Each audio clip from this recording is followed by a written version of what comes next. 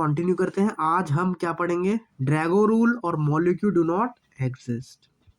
अभी हम bands rule पढ़ के आ चुके हैं, आगे बढ़ते हैं। क्या कहाँ तक फिनिश हो गया हमारा, बैंड्स तक। अब हम पढ़ेंगे ड्रैगो, फिर ब्रैक बॉन्डिंग, फिर यहाँ तक हम पढ़ने की कोशिश करेंगे, फिर यहाँ तक। तो आज ये चैप्टर अपना फिनिश हो जाएगा, डू नॉट वरी। चलिए, हमने क्या पढ़ा था sp3d में कि एक्सियल वाले का बॉन्ड लेंथ ज़्यादा क्यों होगा, क्योंकि वहाँ पे परसेंटेज कैरेक्टर कम होता है। और इक्विटोरियल का बॉन्ड लेंथ कम क्यों होगा, क्योंकि परसेंटेज कैरेक्टर ज़्यादा है, वहाँ फोर्स ऑफ अट्रैक्शन ज़्यादा है, तो बॉन्ड लेंथ कम होगी। ठीक है, चलिए। लेकिन ये किसके केसेस में है, सराउंडिंग एटम सेम के केसेस में। लेकिन अगर सराउंडिंग एटम क्या है, डिफरेंट है, क्या है, डिफरेंट, तो जो लेस स्ट्रॉन्ग इलेक्ट्रोनेगेटिव है वो आएगा कहाँ पर, यहाँ पर, एक्सियल वाले पर। सिंपल सी बात। और यहाँ आ जाएगा अपना ये। तो अब इन दोनों में से बॉन्ड लेंथ बड़ी किसकी आएगी, क्लोरीन का साइज बड़ा है, फ्लोरीन का साइज छोटा है, जिसकी वजह से यहाँ पर बॉन्ड लेंथ क्या हो जाएगी, डिफरेंट हो जाएगी। तो आपको देखना पड़ेगा, अगर सराउंडिंग एटम सेम है तो ये वाला ऑर्डर लगेगा कि इक्विटोरियल की हमेशा कम आएगी। लेकिन अगर सराउंडिंग एटम डिफरेंट है तो आपको चेक करना पड़ेगा साइज किसका ज़्यादा है, उस पर वो डिपेंड करेगा। देखो यहाँ लिखा हुआ भी है, if surrounding atom are same then bond length depend upon percent character of S. If surrounding atom are different then bond length depend upon size of surrounding atom and orbital length always depend upon percentage of S character. ये कौन सी है, bond length है। Orbital वाली हमेशा किस पे depend करेगी, S character पर। तो वो क्या लिखा है, अगर सराउंडिंग एटम सेम है, ये सारे शॉर्ट नोट्स हैं हमारे पास, लिख दिए मैंने, वो सब हम रीड करते रहेंगे रोज, ताकि हमारा इसको भूले ना। बेसिकली ये थ्योरी अगर दिमाग में रहेगी तो ये चैप्टर भी हमारा कंसेप्चुअली हमारे हाथ में होगा। यहाँ से भी क्वेश्चन आ सकते हैं, लेकिन ज़्यादातर क्वेश्चन आएंगे कहाँ से, जो हमारा स्टार्टिंग का पोर्शन था, जैसे विस्पर थ्योरी, हाइब्रिडेशन, ज़्यादातर वहीं से क्वेश्चन आते हैं। अब ये छोटे छोटे टॉपिक हमने क्लियर कर लिए। अब दूसरा वाला पॉइंट क्या कह रहा है, if surrounding atom are different, क्या है, डिफरेंट है, तब जो बॉन्ड लेंथ होगा वो किस पे डिपेंड करेगा, bond length depends upon size of surrounding atom. ठीक है, अगली है orbital length. Orbital length always किस पे डिपेंड करता है, upon percentage of S character पे डिपेंड करता है। चलिए जैसे ये देख लेते हैं, यहाँ देखिए सब डिफरेंट है, साइज किसका बड़ा है, क्लोरीन का, और ये किसका है, फ्लोरीन का। तो अब इसमें से तुम्हें बताने हैं किसका बॉन्ड लेंथ ज़्यादा आएगा, एक्स का, वाई का कि जेड का। जी एक्स का आएगा, क्योंकि सबसे ज़्यादा तो यही है। फिर यहाँ दोनों तरफ क्या है, फ्लोरीन है, फ्लोरीन है। तो अब आप यहाँ पे परसेंट एस कैरेक्टर से चेक करो, क्योंकि दोनों एटम क्या हो गए, सेम हो गए। तो परसेंट एस कैरेक्टर ज़्यादा कहाँ होता है, इक्विटोरियल पर। तो जहाँ परसेंट एस कैरेक्टर ज़्यादा होता है वहाँ बॉन्ड लेंथ कम आती है, तो इसीलिए बॉन्ड लेंथ ज़्यादा आएगी यहाँ पर। तो इसका ऑर्डर क्या हो गया, एक्स वाई जी। तो आंसर क्या हो गया, X Y Z, option number A. आपल समझ में आ गया, ठीक है। देखिए परसेंट एस कैरेक्टर का ऑर्डर क्या होता है, सीक्वेंस क्या है परसेंट एस कैरेक्टर का, सबसे पहले सबसे ज़्यादा जो लेगा वो लोन पेयर लेगा, फिर मल्टीपल बॉन्ड लेता है, फिर लेस इलेक्ट्रोनेगेटिव लेता है, देन मोर इलेक्ट्रोनेगेटिव लेता है। ठीक है, आई होप क्लियर होगा। ये तो हमने कल ही पढ़ा है, मतलब अभी थोड़ी देर में पढ़ा था। चलिए, बॉन्ड लेंथ का ऑर्डर बताना इन क्वेश्चनों में कैसे करेंगे, let's see. N bond length का ऑर्डर बताना है, तो इनका हाइब्रिडेशन चेक करते हैं। तो एन है और ये हमारा एन है, और एक एच इधर आएगा, एक एच इधर आएगा। अब एक और बॉन्ड ये बना सकता है, क्योंकि 3 बॉन्ड मैक्सिमम बना सकता है। और यहाँ क्या आ जाएगा हमारा, लॉन पेयर। क्या आ जाएगा हमारा, ये लॉन पेयर आ जाएगा। अब स्ट्रक्चर यहाँ बनाते हैं।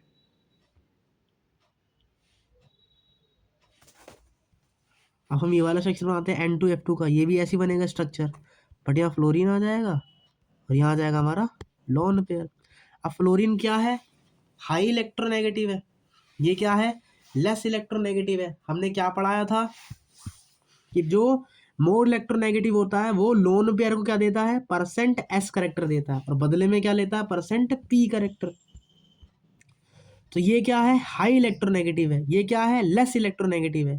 तो ये क्या करेगा, इसको परसेंट पी करेक्टर देगा, किसको, लोन पेयर को। एक इसको परसेंट पी करेक्टर देगा, लोन पेयर को percent P character, sorry percent S character देगा, और बदले में ये क्या ले लेगा, परसेंट पी करेक्टर ले लेगा, और ये मल्टीपल बॉन्ड को भी क्या देगा, परसेंट एस करेक्टर देगा। लेकिन ये वाला लेस इलेक्ट्रोनेगेटिव होने के कारण ये उल्टा क्या करेगा, परसेंट एस करेक्टर लेगा। क्या करेगा ये, परसेंट एस करेक्टर लेगा, जिसकी वजह से इसमें परसेंट एस करेक्टर की कमी हो जाएगी। और अगर इसमें परसेंट एस करेक्टर की कमी हो जाएगी तो बॉन्ड लेंथ किसकी ज्यादा आएगी, इसकी, क्योंकि इसमें इसको परसेंट एस करेक्टर मिल रहा है और इसको परसेंट एस करेक्टर नहीं मिल रहा, तो बॉन्ड लेंथ कम किसकी आएगी, ज्यादा किसकी आएगी, जिसमें परसेंट एस करेक्टर कम है। तो बॉन्ड लेंथ का ऑर्डर क्या होगा, बॉन्ड लेंथ बड़ी आएगी N2H2 में देन N2F2 में। क्यों, इलेक्ट्रोनेगेटिविटी की वजह से। आइए एक और क्वेश्चन देख लेते हो। B2H4 का स्ट्रक्चर बनाओगे सबसे पहले, कैसे बनता है, ये बोरोन हो गया, 3 कार्बन होते हैं, 2 BH हैं और B2H4 है मतलब 2H, और ऐसे ही 2H, और यहाँ पे अपना सिंगल बॉन्ड। ये किसका स्ट्रक्चर हो गया, B2H4 का। अब ऐसे में किसका स्ट्रक्चर बनाते हैं, B2F5 का, सॉरी F4 का। F क्या है, हाई इलेक्ट्रोनेगेटिव है, तो ये क्या करेगा, B को क्या करेगा, एस करेक्टर देगा। क्या करेगा ये, B को एस करेक्टर देगा। और H क्या करेगा, लेस इलेक्ट्रोनेगेटिव है, तो B से एस करेक्टर लेगा। तो यहाँ पे एस करेक्टर क्या हो रहा है, कम हो रहा है, जबकि यहाँ पे एस करेक्टर क्या हो रहा है, बढ़ रहा है। तो बॉन्ड लेंथ ज्यादा कहाँ आएगी, जहाँ पे एस करेक्टर कम होगा, तो एस कहाँ कम है, यहाँ पर। तो बॉन्ड लेंथ ज्यादा किसकी आएगी, बीबी की बॉन्ड लेंथ कहाँ कम होगी, इस वाले में, क्योंकि यहाँ पे इसको परसेंट एस करेक्टर नहीं मिल रहा, इसीलिए। ठीक है, अब P4O6 देखते हैं। ये स्ट्रक्चर याद कर सकते हैं इसको, क्योंकि ऐसे स्ट्रक्चर पेपर में आ सकते हैं। तो ये P4O6 और P4O10 का स्ट्रक्चर याद कर लीजिए, ये काम का है। इसे मैं कॉपी में भी बना के रख देता हूँ, क्योंकि ये जो काम का है वो हमें याद रहना चाहिए। तो फॉस्फोरस का स्ट्रक्चर ऐसे होता है, 4 फॉस्फोरस है, फॉस्फोरस 5 बॉन्ड बनाता है, और सबके ऊपर एक एक लोन पेयर जो है रखे गए हैं, और सबके बीच में एक एक ऑक्सीजन है, सभी के बीच में एक एक हमारी ऑक्सीजन नजर आ रही है। ये किसका स्ट्रक्चर है, P4O6 का। P4O10 का स्ट्रक्चर भी जस्ट ऐसा ही है, बस लोन पेयर की जगह आ जाएगा वहां पे मल्टीपल बॉन्ड, बाकी सब कुछ सेम है।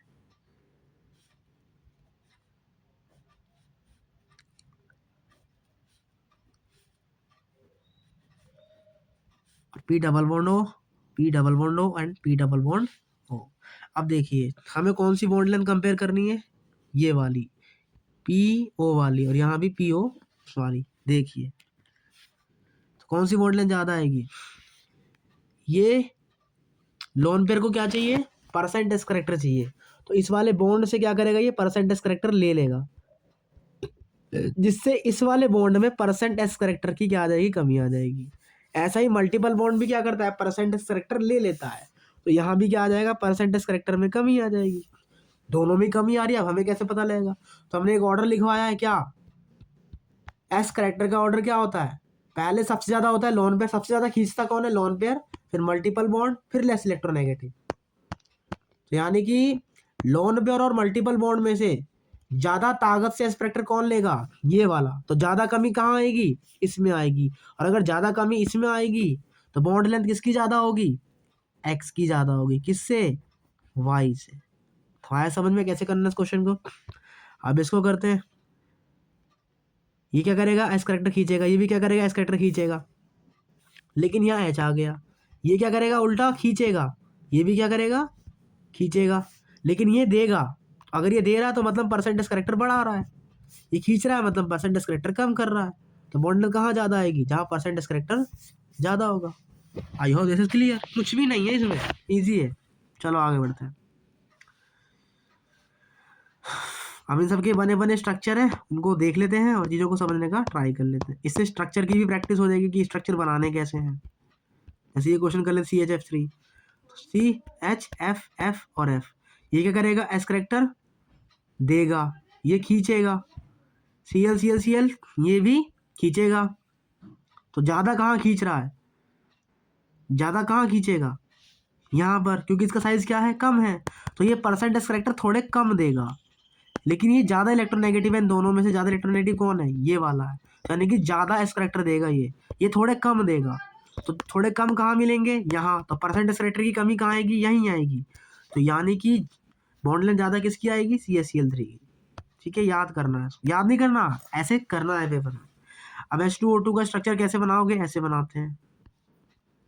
अब ये बच गए लोन पेयर। ये क्या करते हैं, एस करेक्टर को खींचते हैं, मतलब यहाँ पे एस की कमी आ रही है। अगर फ्लोरीन आ जाएगा तो ये क्या करेगा, ये उल्टा देगा, मतलब यहाँ एस करेक्टर बढ़ जाएगा। तो कहाँ कहाँ बॉन्ड लेंथ ज़्यादा आएगी, जहाँ पर परसेंट एस करेक्टर कम हो। ठीक है, N2H4 का स्ट्रक्चर ये है।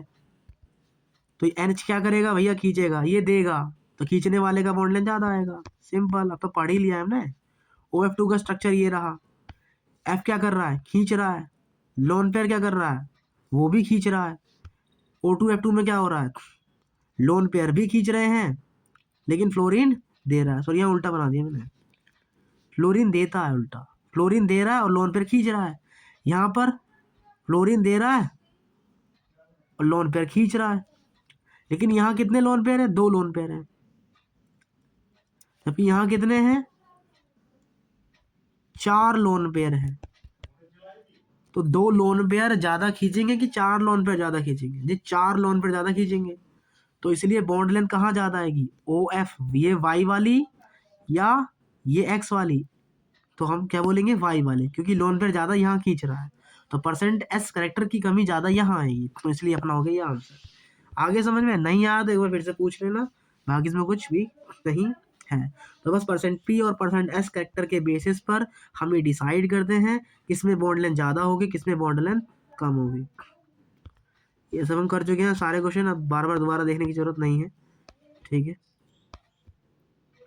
अब जब कुछ सारा खत्म हो जाएगा तब हम ये क्वेश्चन लगा सकते हैं। कैलकुलेशन ऑफ एस करेक्टर कैसे करते हैं, cos थीटा बराबर S अपॉन S-1 से।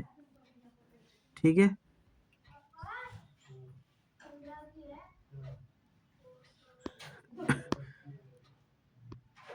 तो कैसे, जैसे हमें दे रखा है HOH का बॉन्ड एंगल कितना है, 104.5, और हमें इसकी वैल्यू दे रखी है, क्या पूछा है हमसे, पी करेक्टर। फॉर्मूला पढ़ाया मैंने, ये होता है। और बॉन्ड एंगल कितना दिया है HOH का, 104.5, मतलब थीटा का वैल्यू क्या आ गया, 104.5। अब यहाँ तुम 104.5 लिख दो। इसकी वैल्यू कितनी होती है, 0.25, माइनस में 0.25, तो तुम यहाँ क्या कर दोगे, माइनस 0.25 लिख दोगे। 25 को यहाँ कर दो और 25 चौके 100। तो यहाँ से कितना आ गया, माइनस का 1/4, 4 चला जाएगा उधर, पी आ जाएगा इधर, पी चला जाएगा उधर, 5p हो गया, और 4 आ जाएगा मेरा इधर। अब 5 आ जाएगा इधर, और पी का वैल्यू क्या आ जाएगा यहाँ से। अब हम चूंकि हमें परसेंट निकालना है, जब भी परसेंट निकालने हैं तो हम कितने मल्टीप्लाई कर देते हैं जी, 100 से। तो अब मेरा क्या आ जाएगा, परसेंट पी कैरेक्टर आ जाएगा। 5 दूनी 10, तो 4 दूनी 8, तो परसेंट पी कैरेक्टर कितना आ गया मेरा, 80% आ गया। इजी क्वेश्चन है, आएगा तो इजीली हम कर सकते हैं। अब हम पढ़ रहे हैं ड्रैगोज रूल। अभी तक हमने बैंड रूल के क्वेश्चंस किए थे, अब हम क्या पढ़ने जा रहे हैं, Drago rule. According to Drago rule some molecules formed होते हैं overlapping of pure atomic orbital. क्या, प्योर एटॉमिक ऑर्बिटल की ओवरलैपिंग से कुछ मॉलिक्यूल्स क्या होते हैं, जनरेट होते हैं। उनकी कंडीशंस क्या होती है, प्योर एटॉमिक ऑर्बिटल की ओवरलैपिंग। हमने क्या पढ़ा है, हाइब्रिडेशन कब होता है, जब हाइब्रिड ऑर्बिटल की ओवरलैपिंग होती है। लेकिन ये क्या कह रहा है, प्योर एटॉमिक ऑर्बिटल की ओवरलैपिंग से क्या होता है, ड्रैगो रूल्स मॉलिक्यूल्स बनते हैं। अब ड्रैगो रूल से वो मॉलिक्यूल्स कब बनेंगे, प्योर एटॉमिक ऑर्बिटल की ओवरलैपिंग कब होगी, जब वो इन कंडीशन को फॉलो करेगा। आइए इन कंडीशन को एक बार लिख लेते हैं और इसको याद कर लेते हैं।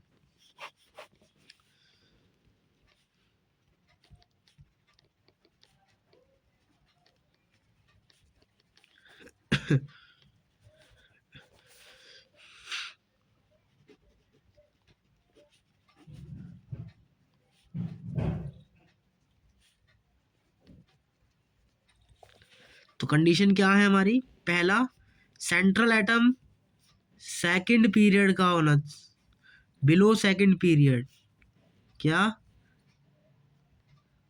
सेकंड पीरियड से नीचे का होना चाहिए,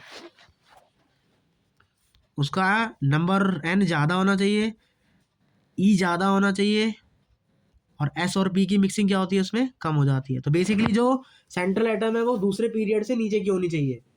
पीरियोडिक टेबल तो मैंने पढ़ाई है, तो पता होगा दूसरा पीरियड से नीचे वाला होना चाहिए, ठीक है। सेंट्रल एटम अगर 5th ए और 6th ए ग्रुप से है तो उस पे क्या होना चाहिए, लोन पेयर होना चाहिए। इलेक्ट्रोनेगेटिविटी ऑफ सराउंडिंग एटम 2.5 से क्या होनी चाहिए, कम होनी चाहिए। मतलब उस पे लेस पॉजिटिव चार्ज होना चाहिए, किस पे, सेंट्रल एटम पर। थीटा क्या होना चाहिए, 90 डिग्री के बराबर होना चाहिए। और पांचवा, कम से कम सेंट्रल एटम पर एक लोन पेयर तो होना चाहिए। अगर ये 5 कंडीशन दिखेंगी तो वहां पर हाइब्रिडेशन नहीं होगा, वहां पर प्योर एटॉमिक ऑर्बिटल की ओवरलैपिंग से हमारा बॉन्ड फॉर्म्ड होता हुआ नजर आएगा। आइए ये करते हैं, PS3 क्या ये तीसरे पीरियड का है, मतलब ये क्या दूसरे पीरियड से नीचे आ रहा है। तो मैं लिखूं नीरज पंकज, नाइट्रोजन जो है वो दूसरे पीरियड में आता है और ये तीसरे पीरियड में। यस, ये तीसरे पीरियड से तो नीचे आ रहा है, तो मतलब पहली कंडीशन तो फॉलो कर दी। क्या इसके पास लोन पेयर है, फॉस्फोरस के पास 5 इलेक्ट्रॉन होते हैं, 3 के साथ बॉन्डिंग कर रहा है, 2 बच गए, इसका मतलब इसके पास एक लोन पेयर भी है, मतलब एक और कंडीशन फॉलो हो गई। दूसरा, इलेक्ट्रोनेगेटिविटी ऑफ सराउंडिंग एटम 2.5 से कम होनी चाहिए। क्या दिखा है, हाइड्रोजन का रहा है। हाइड्रोजन की जो EN होती है वो 2.1 होती है, तो यानी कि 2.5 से भी कम है, यानी कि ये वाली बात भी फॉलो हो गई। इसके पास लोन पेयर भी है, तो इसका मतलब यहाँ पर हाइब्रिड ऑर्बिटल की ओवरलैपिंग नहीं होगी, यहाँ S और P की ओवरलैपिंग से बॉन्ड फॉर्म्ड होगा, ठीक है। तो ये हो गया हमारा ड्रैगो मॉलिक्यूल, आगे समझ में, ठीक है। तो अब एग्जाम्पल कौन कौन से, ड्रैगो रूल के एग्जाम्पल क्या है, 5th ए में और 6th ए में, पहले वाले को छोड़ के नीचे वाले जितने भी हो गए, 3rd period, 4th period, 5th period, उन सब में कोई हाइब्रिडेशन नहीं होगा, उन सब का एंगल 90 डिग्री होता है, वहाँ पर प्योर एटॉमिक ऑर्बिटल की ओवरलैपिंग होती है। बस हमें इतना ही जो है यहाँ पे ध्यान रखना है, और हम पहचान सकते हैं, हमने सारे रूल पढ़ लिए हैं। अगर समझ में ना आया हो तो you can ask again and again. तो हमने ड्रैगो रूल के इन टॉपिक्स को पढ़ लिया है, इन सभी को नोट कर सकते हैं, मैंने शॉर्ट नोट्स बना दिए हैं, तो रोज़ शॉर्ट नोट्स को पढ़ेंगे तो ये टॉपिक्स हमारे दिमाग में रहेगा। बस यही है ऑर्गेनिक इनऑर्गेनिक जो हम इजीली कर सकते हैं, क्योंकि इसमें समझने वाला पार्ट है केमिकल बॉन्डिंग में। और अच्छी बात क्या है, यहाँ से क्वेश्चन आते भी हैं, और इसी को पढ़ने के बाद P ब्लॉक को पढ़ना हमारे लिए और अच्छा और इजी हो जाएगा। चलिए, QSP, question solving point, nitrogen family के लिए %S करेक्टर लॉन पेयर 82 होता है, ये निकालते हैं यहाँ से। मतलब बेसिकली ये समझाना चाह रहे हैं कि %S character in orbital lone pair, अब खुद ही देख लो यार, NH3 है, PS3 है, आर्सेनिक है और एंटीमनी है। तो जो नाइट्रोजन है इसकी EN क्या है, इसका EN क्या है, इन सबसे ज़्यादा है, ठीक है। चलिए, तो बेसिकली NH3, PS3, आर्सेनिक और लेड में क्या हो रहा है, इन सब का साइज बड़ा है, इन सब का साइज बड़ा है तो बॉन्ड लेंथ बड़ी आएगी, तो लोन पेयर ज़्यादा S करेक्टर खींचेगा। और अगर लोन पेयर ज़्यादा S करेक्टर खींचेगा तो इसका मतलब नीचे जाने पर क्या होगा, हमारा %S करेक्टर बढ़ेगा। तो यही रीज़न है कि नीचे जाने पर %S करेक्टर क्या होता है, हमारा बढ़ता है। और चूंकि अगर हम %S करेक्टर ज़्यादा खींचेंगे, लोन पेयर ज़्यादा %S करेक्टर खींचेगा, तो यानी कि बॉन्ड लेंथ में %S करेक्टर की कमी आएगी। और अगर %S करेक्टर की कमी आएगी तो कौन सा करेक्टर बढ़ेगा, %P करेक्टर बढ़ेगा। तो इसका मतलब नीचे जाने पर %P करेक्टर हमारा बढ़ता है। बॉन्ड लेंथ किसकी ज़्यादा आएगी, नीचे जाने वाले की ही ज़्यादा आएगी, क्योंकि साइज क्या हो जाता है, बड़ा हो जाता है। बॉन्ड एंगल क्या हो जाएगा, छोटा हो जाएगा। अभी तो पढ़ाया, ये ड्रैगो रूल को फॉलो करता है, ये ड्रैगो रूल को फॉलो करता है, तो इन सब का बॉन्ड एंगल हो जाता है 90 डिग्री, और इसका बॉन्ड एंगल कितना होता है, 107 डिग्री। तो इसीलिए बॉन्ड एंगल ज़्यादा किसका आएगा, इसका, और बाकी सबका छोटा हो जाएगा। बॉन्ड एनर्जी का ऑर्डर भी यही है, थर्मल स्टेबिलिटी का ऑर्डर भी हमारा यही है, बट एसिडिक स्ट्रेंथ का ऑर्डर क्या होता है, स्टेबिलिटी का उल्टा होता है। बेसिक स्ट्रेंथ का ऑर्डर क्या होता है, लोन पेयर देने की टेंडेंसी, तो लोन पेयर देने की टेंडेंसी ज़्यादा कहाँ आएगी, जहाँ पर स्टेबिलिटी भी ज़्यादा है, यानी कि यही हमारा ऑर्डर होगा।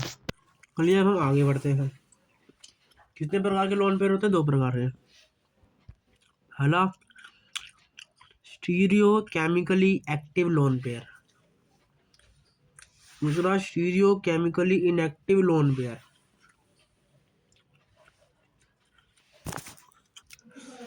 तो जो मिक्सिंग में पार्टिसिपेट करता है उसको sterically chemically active lone pair कहते हैं। तो डिस्टॉर्टेड ऑक्टाहेड्रल जो शेप आती थी वहां पर लोन पेयर जो होगा वो हमारा कौन सा होगा? Stereo chemically active lone pair. ठीक है, लिख लेते हैं, आप भी लिख सकते हैं।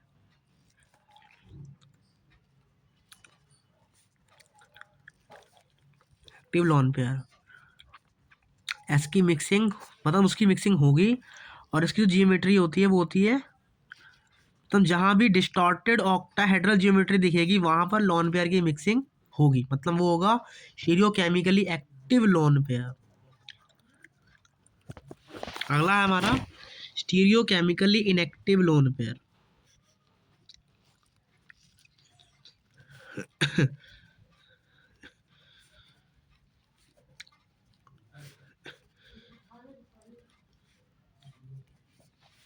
इसमें मिक्सिंग नहीं होगी और जो जियोमेट्री होगी होगी परफेक्ट ऑक्टाहेड्रल।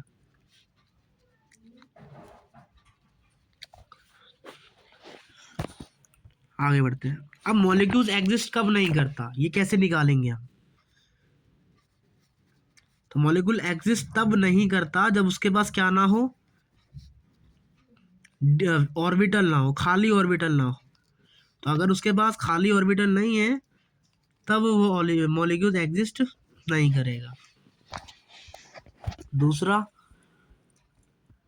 अगर उस पर स्टैरिक रिपल्शन हो रहा है, मतलब उसका साइज तो बड़ा है लेकिन जिसपे वो अटैक कर रहा है, जिसका बॉन्ड बना रहा है उसका साइज छोटा है, तो वहां पे रिपल्शन होगा जिसकी वजह से स्टेबिलिटी घट जाएगी। या फिर उसमें डी ऑर्बिटल ना हो, डी ऑर्बिटल कॉन्ट्रैक्शन हो रहा हो, डी ऑर्बिटल की कमी हो, डी ऑर्बिटल कॉन्ट्रैक्शन ना हो रहा हो, मतलब बेसिकली न्यूक्लियस का वो अट्रैक्शन फील कम कर रहा हो। तो basically lack of D orbital contraction की वजह से भी आपको वो मॉलिक्यूल एग्जिस्ट करता हुआ नजर नहीं आता। ठीक है, तो डी ऑर्बिटल कॉन्ट्रैक्शन होता क्या है? बेसिकली डी ऑर्बिटल जो होते हैं वो लेस शिल्डिंग शो करते हैं, जिसकी वजह से न्यूक्लियस में प्रोटॉन की संख्या बढ़ा देते हैं, जिसकी वजह से इलेक्ट्रॉन का अट्रैक्शन बढ़ जाता है। इसी को डी ऑर्बिटल कॉन्ट्रैक्शन बोलते हैं। तो इन शॉर्ट में कौन कौन से मॉलिक्यूल एग्जिस्ट नहीं करते वो सब यहाँ पे लिख दिए गए हैं। तो या तो आप इन्हें याद कर लीजिए या फिर समझ लीजिए। समझ कैसे लीजिए? इनके पास वैकेंट ऑर्बिटल ना होने की वजह, ये कौन कौन पॉसिबल नहीं है, कौन पॉसिबल नहीं है, क्यों पॉसिबल नहीं होता, वो सब कहानी हमने जो है यहाँ पे बता रखी है। ठीक है, या अगर वो एक रिड्यूसिंग एजेंट है, क्या है? रिड्यूसिंग एजेंट, तब भी वो मॉलिक्यूल्स क्या नहीं करेगा? पॉसिबल नहीं होगा। आई माइनस क्या है? कि स्ट्रॉन्ग रिड्यूसिंग एजेंट है। ठीक है, आइए सबके एक एक एग्जाम्पल लिख लेते हैं और देख भी लेते हैं। जैसे मैं बात करता हूँ BeF2 की, क्या BeF3 माइनस एग्जिस्ट करेगा? तो कैसे चेक करेंगे? आप पहले इसका इलेक्ट्रॉनिक कॉन्फ़िगरेशन लिखिए। ये होता है 1s2 और 2s2, मे भी यही होता है। क्या 2p होता है 2s2 में? क्या दूसरे ऑर्बिटल में p ऑर्बिटल होता है? होता है, तो p ऑर्बिटल बना दो, बना लिया।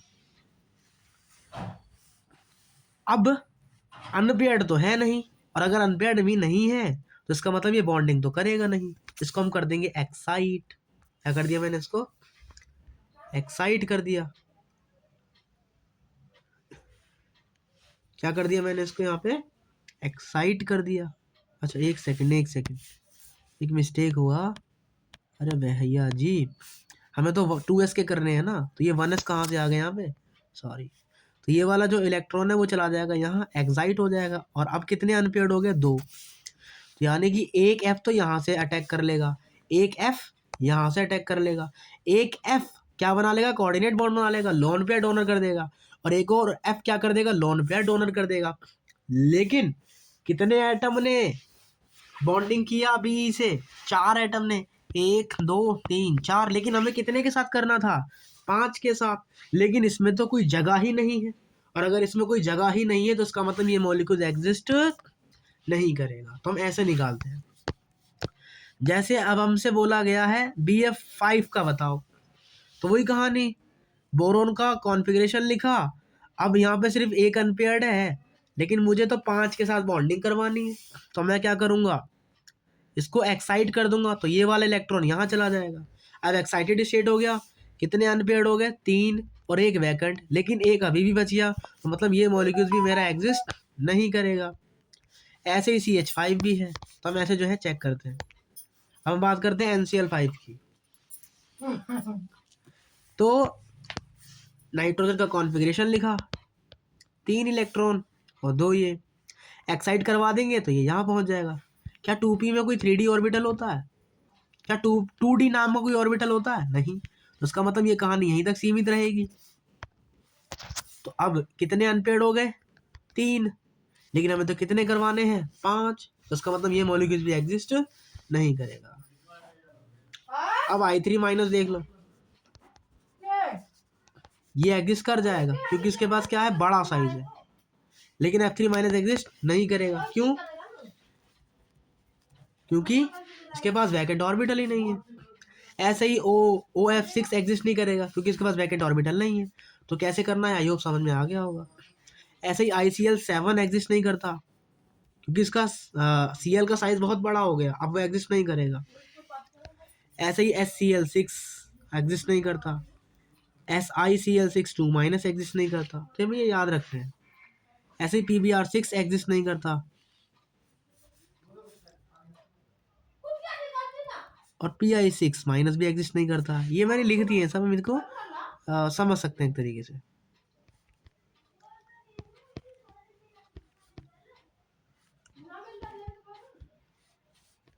देखिए डी ब्लॉक की कमी है, H आ गया, डी ब्लॉक में इलेक्ट्रॉन जाएंगे नहीं।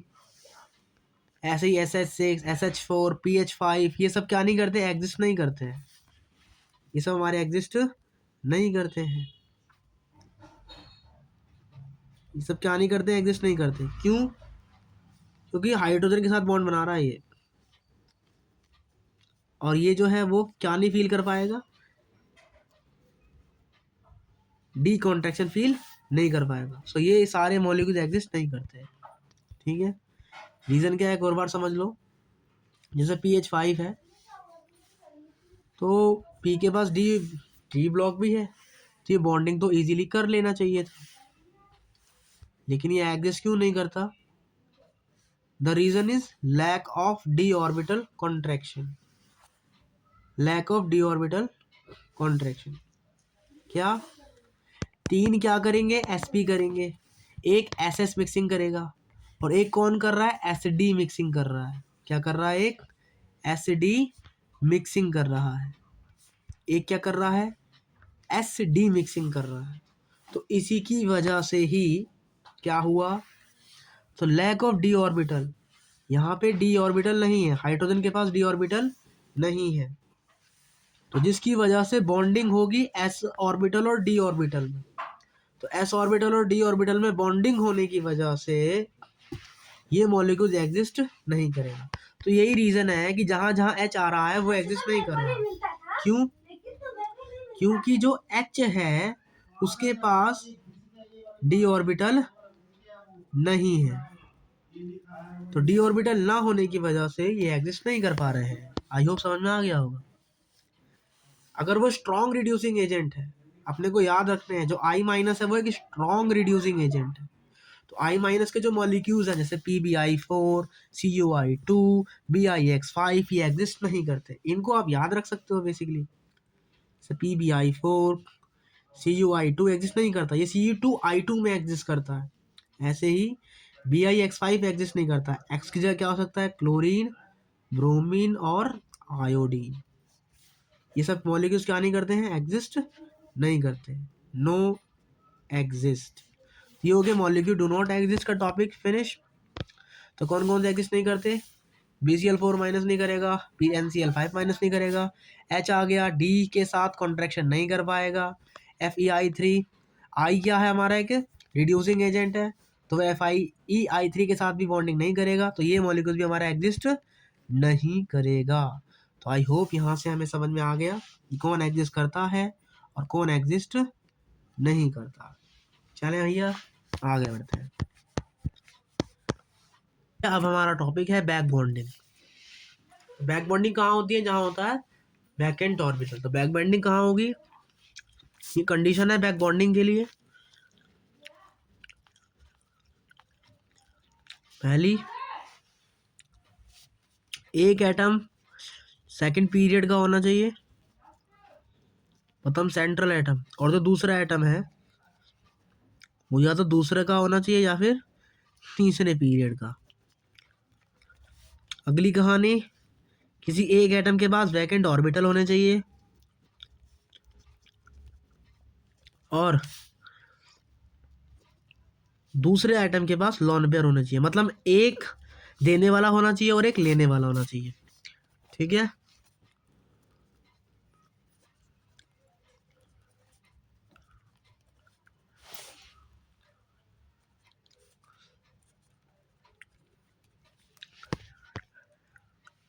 Characteristic of pi bond. Back bonding, जो बैक बॉन्डिंग बनती है उससे कौन सा बॉन्ड फॉर्म्ड होता है? Pi coordinate bond. क्या? Pi coordinate bond.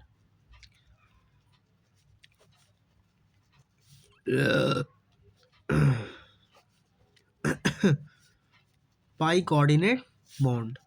और जो रिजल्ट होता है, रिजल्ट में कौन सी ओवरलैपिंग होती है? Side wise overlapping. Type of back bonding, कितने प्रकार की बैक बॉन्डिंग होती है? पी पाई और पी पाई। ये मैं सिखाया हूँ पी पाई और डी पाई कैसे निकालते हैं, हमने पढ़ा है जब हम हाइब्रिडेशन पढ़ रहे थे, तो हमने सिखाया है ये सब निकालना। और कॉम्प्लेक्स कंपाउंड में कौन सी बॉन्डिंग होती है? डी पाई और डी पाई, जिसको हम क्या बोलते हैं? Synergic bonding. स्ट्रेंथ कैसे निकालते हैं? तो वही कहानी है, अगर N1 और N2 का वैल्यू सेम है तो स्ट्रेंथ क्या होगी? बढ़ता ऑर्डर। स्ट्रेंथ क्या होगा? बढ़ता ऑर्डर। जैसे 2 पाई और 3 पाई में N+N 2 और 3 का वैल्यू 5 आ रहा है, उधर भी कितना? 2 और 3 5 है, बट पहले में पी पाई हो रही है, दूसरे में डी पाई हो रही है, तो हम क्या बोलते हैं? आप बढ़ता ऑर्डर ले लीजिए, पी डी पाई, तो डी पाई की ज्यादा स्ट्रेंथ होगी। लेकिन अगर N1 और N2 का वैल्यू डिफरेंट है तो इस बार घटता ऑर्डर ले लीजिए, मतलब जहां पर N और N2 का सम कम आ रहा होगा वहीं पर स्ट्रेंथ भी ज्यादा होगी, किसकी? बैक बॉन्डिंग की। खत्म आंसर। ऐसे निकालते हैं। बैक बॉन्डिंग के इफेक्ट क्या है? अगर बैक बॉन्डिंग का डायरेक्शन सराउंडिंग एटम से सेंट्रल एटम की तरफ है, मतलब सराउंडिंग एटम अपना लोन पेयर सेंट्रल एटम को दे रही है, तो वहां पर बॉन्ड ऑर्डर बढ़ जाएगा, बॉन्ड लेंथ छोटी हो जाएगी और हाइब्रिडेशन और थीटा में कोई चेंज नहीं आएगा, सेम रहेगा। बट ये हर जगह वैलिड नहीं है, जनरली वैलिड है, मतलब ऑलवेज नहीं है ये। ठीक है, लेकिन अगर डायरेक्शन कहाँ से कहाँ हो? सेंट्रल एटम से सराउंडिंग एटम की तरफ हो, तो वहां पर बॉन्ड ऑर्डर बढ़ जाता है, बॉन्ड लेंथ कम हो जाती है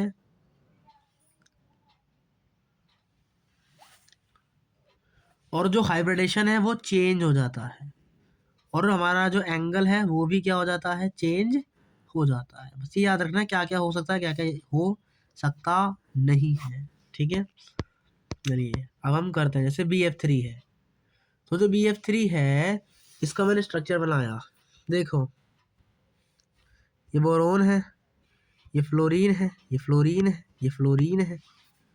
तो हम क्या जानते हैं? फ्लोरीन के पास है लोन पेयर और बोरोन के पास क्या है? Vacant orbital. कितनी बार बता चुका हूँ। तो ये क्या करेगा? इसको इलेक्ट्रॉन देगा। तो डायरेक्शन कहाँ है? सराउंडिंग एटम से सेंट्रल एटम की तरफ। तो यानी कि हाइब्रिडेशन में कोई चेंज नहीं आएगा। पहले हाइब्रिडेशन था इसका 1 9 3 3 सिग्मा और 1 पाई, मतलब पहले हाइब्रिडेशन था इसका sp2, तो अभी भी हाइब्रिडेशन क्या होगा, sp2 ही रहेगा। बैक बॉन्डिंग क्या होगी इसकी, 2p पाई और 2p पाई, वो हम निकाल सकते हैं। रेजोनेटिंग स्ट्रक्चर कितने हैं, 3। बॉन्ड ऑर्डर कैसे निकालते हैं, 1 + पाई अपॉन सिग्मा से। और चूंकि ये sp2 है तो sp2 वाला क्या होता है, प्लेनर होता है। कैसा होता है sp2, प्लेनर होता है। आई होप समझ में आ गया हो, काफी क्वेश्चन कर चुके हैं हम इनके। Correct order of back bonding, तो बस ये तो सिंपल ही है। नीचे जाने पर बैक बॉन्डिंग की स्ट्रेंथ कम होती है, ज़्यादा स्ट्रेंथ कहाँ आएगी, BF3 में, फिर BaCl3 में, फिर BbR3 में, देन Bi3 में। ठीक है। Correct order of Lewis acid strength, तो लुईस एसिड कहाँ होता है, जहाँ पर भिखारी ज़्यादा हो, मतलब इलेक्ट्रॉन की कमी हो, तो ज़्यादा अच्छी बैक बॉन्डिंग किधर होती है, BF3 में। सबसे बेकार किस में होती है, Bi3 में। यानी सबसे ज़्यादा इलेक्ट्रॉन किसको मिलेंगे, यहाँ। कम इलेक्ट्रॉन किसको मिलेंगे, यहाँ। मतलब ज़्यादा भिखारी कौन है, ये। तो एसिडिक स्ट्रेंथ भी किसकी ज़्यादा आएगी, इसकी ज़्यादा आएगी। तो लुईस एसिड कौन है, ये। लुईस एसिडिक स्ट्रेंथ किसकी ज़्यादा आएगी, इसकी। सबसे कम किसकी आएगी, इसकी।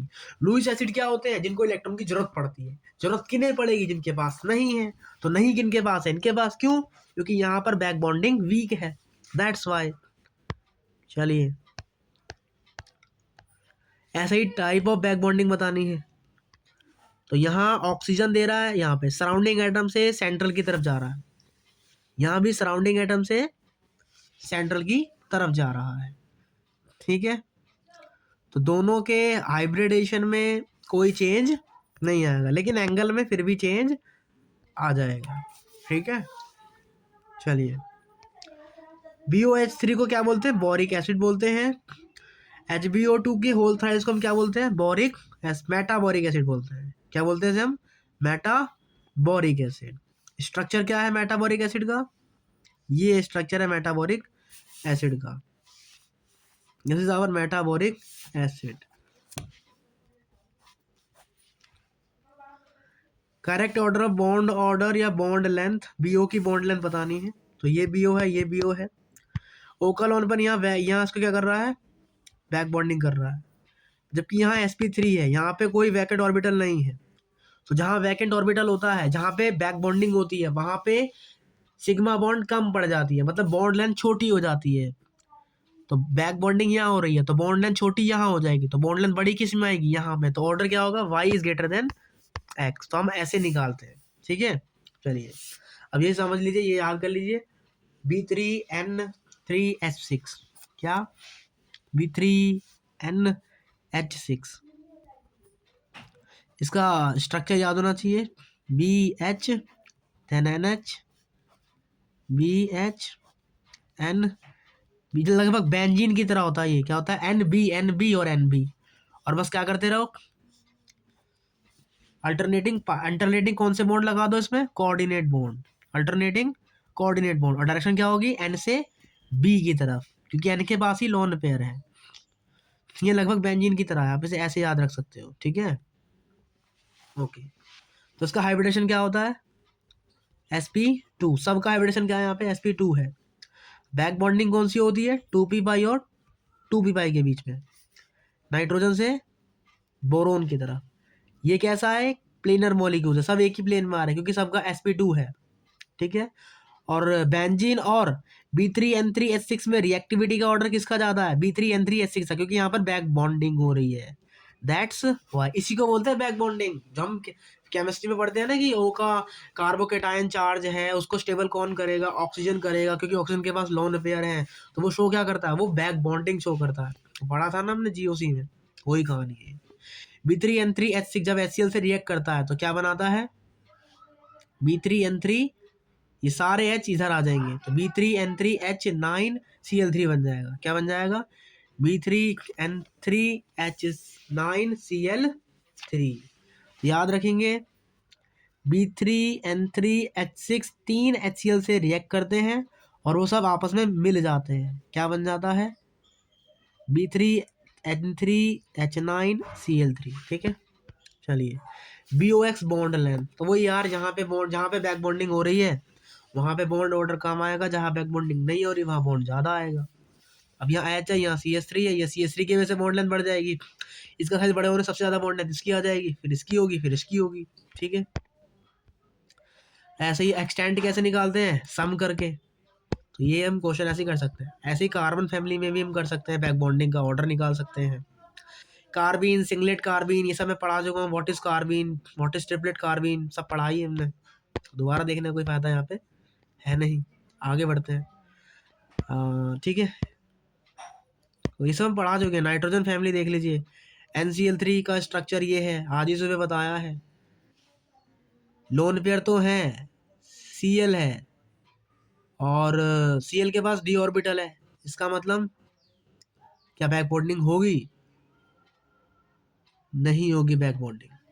बैक बॉन्डिंग क्यों नहीं होगी? क्योंकि ये 2p पाई है और ये 3d पाई है, जिसकी वजह से यहाँ बैक बॉन्डिंग नहीं होगी, स्ट्रेंथ कम पड़ जाएगी, या आप कह सकते हो इलेक्ट्रोनेगेटिविटी डिफरेंस बहुत कम है, जिसकी वजह से ही। और क्लोरीन पहले से ही इलेक्ट्रॉन रिच है, 7 इलेक्ट्रॉन होते हैं इसके पास, तो जिसकी वजह से ये क्या नहीं करेगा, इसका पहले ही ऑक्टेट पूरा हो रहा है ना, तो फिर ये एक्स्ट्रा इलेक्ट्रॉन क्यों लेगा? आप भी सोचो, 7 इलेक्ट्रॉन तो यहाँ होते हैं, एक यहाँ है, मतलब ये 8 के साथ उसने बॉन्डिंग कर ली, ऑक्टेट पूरा हो गया। तो इलेक्ट्रॉन रिच होने की वजह से NaCl3 में कोई बैक बॉन्डिंग होते हुए नजर नहीं आती है। और इसका हाइब्रिडेशन क्या है, 1 2 3 sp3 है। और प्लेनर कौन सा होता है, sp2 और sp प्लेनर होता है, तो इसका मतलब ये प्लेनर नहीं है। हाँ, दैट्स द रीजन। और NBr3 Ni3 एग्जिस्ट क्यों नहीं करता? क्योंकि यार देखो ना, साइज कितना ज़्यादा बड़ा हो गया, साइज बहुत बड़ा हो गया, तो जिसकी वजह से ये अनस्टेबल होते हैं और एक्सप्लोसिव होते हैं, इनमें कोई बैक बॉन्डिंग नहीं होती, साइज बहुत बड़ा होता है। तो NCl3, NBr3 और Ni3 ये सब कैसे नेचर के होते हैं, अनस्टेबल होते हैं और एक्सप्लोसिव होते हैं। ठीक है, अब ऑक्सीजन फैमिली चेक करते हैं।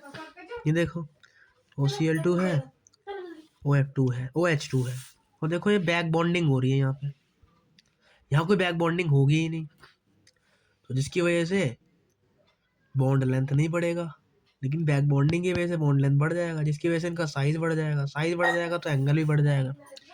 तो दैट्स वाई इनका एंगल इसमें ज़्यादा होगा और इसमें कम होगा, याद रखना है। साइज भी ज़्यादा है और बैक बॉन्डिंग भी हो रही है, तो थीटा अपना ज़्यादा ही आएगा। ठीक है, अपने को इनके थीटा याद रख लेने हैं, कि जैसे NH3 का थीटा होता है 107 डिग्री, ये हमें एंगल याद रख लेने हैं, काम आते हैं। इनका एंगल होता है 107। OH का एंगल होता है, H2O का एंगल होता है 104 डिग्री, और CH4 का एंगल होता है 109 डिग्री। ये हमें कुछ एंगल याद रखने काम आएंगे, इसलिए हमने बोले हैं। ठीक है, चलिए, तो आई होप यहाँ से ख़त्म हुआ हमारा। तो ये हमारा बैक बॉन्डिंग फिनिश हुआ, और इजी टॉपिक है, इसमें से ज़्यादा कोई हार्ड क्वेश्चन नहीं आते, तो we have to done it.